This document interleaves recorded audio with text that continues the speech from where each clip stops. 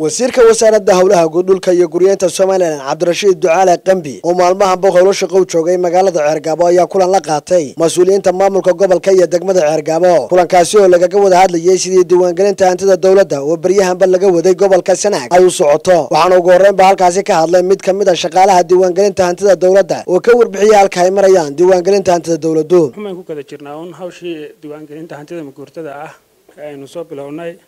1 September Ceergabo kaliya 240 mayl hadda nooga suurta galay nagamaan ka baxnay meyd baan tagnay oo dhowr tuulan sii marnay mid kasta wixii ku yaala hanti dawladda si diiwaangelinay ilaa xiis gudma biyaas daryaale yufle ayaan group ku soo marnay group kalena halkan bay ka baxeen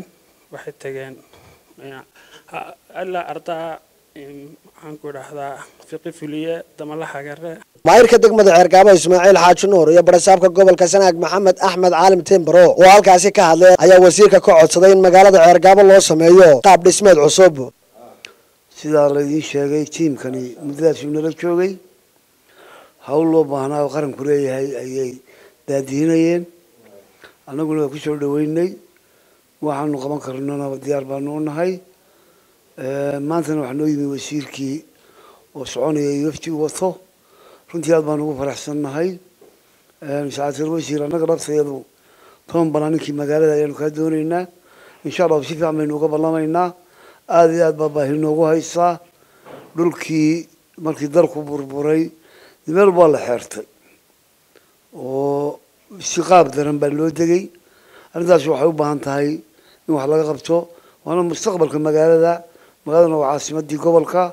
arrintaa wasiir waxaan codsanaynaa inaad wax nagala qaban doonto runtii kormeerkaaga wasiir baahi badan baanu qabnay waayo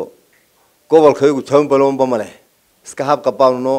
weli waxaad moodaa inaanu anagu 93 ga marayno halka dadka 2018 ka marayo taas waa taa hantida maguulaankii aad bay ugu badnayd gobolka siiba wasaaradda ganacsiga oo beeyadii baa jirtay oo wakaalada badan baa meesha nool jiray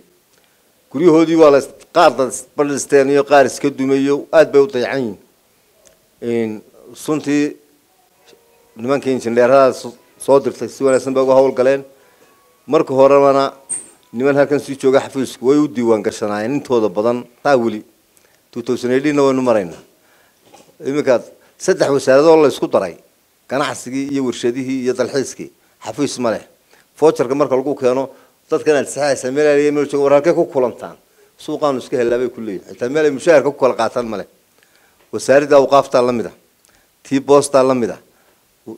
toddoba wasaaradood qura ayaa xafiisyo functional ay ku shaqeeyaan ku leh qaar maqsinay yar halkan oo ayaan deesiinay marka bal sidii de wasaarad waliba ay u dhisanayd amba xafiisyadii hore dunsanaa amba imika qaar cusub dhisan lahaydna ina ka hawl gashaano bal dhismaha xitaa waxaan war wasiiradiiyo de guriyo kireeya shaqaalihiina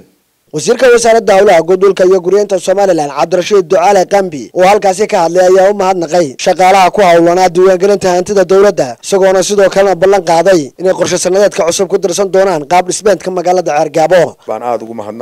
mahadnaqayaa sida sharafta iyo gobonimada leh ee ay gobolka u hawlgeliyeen in lala shaqeeyo injineerada iyo shaqaalaha wasaaradda iyo inay siiyeen hoy ay galaan oo ay ku soo hoydaan aad iyo aad baan ugu mahadnaqayaa halkan hawsha ka socota ee gobolka Sanaag ka socota badi imika hawsheedii waa la qabtay waxaa ka dhiman degmooyin xagga bariga ah iyo degmooyin xagga galbeedka ah baa dhiman laakiin Ceergabo badideedii hawsheedii waa la fuliyay halkan waxaan ka ballan qaadayaa oo aan meeyarka u sheegay iyo barasaabkaba in sanadkan hadii ilaahay ilaha budgetka wasaaradda aanu gelinino in mashruuc weyn oo master plan ah Ceergabo aanu u sameeyno oo aanu hadda 4 bilood ee imika ka haray sanadka aanu berber garayno kadibna aanu budgetka gelinino waan ku ballan qaadayaa insha Allah bidmillaahi kariim awalla waa noo qorshaysnayd guud ahaan waxaan u mahadnaqayaa dadweynaha reer Sanaag waxaan u mahadnaqayaa dadweynaha reer Ceergabo waxaanu ka codsanaynaa inay nagu kaaliyaan hawsheeda wixii ka dhiman. Barkhad Maxamuud Gedi, Bulsha TV, magaalada Ceergaabo.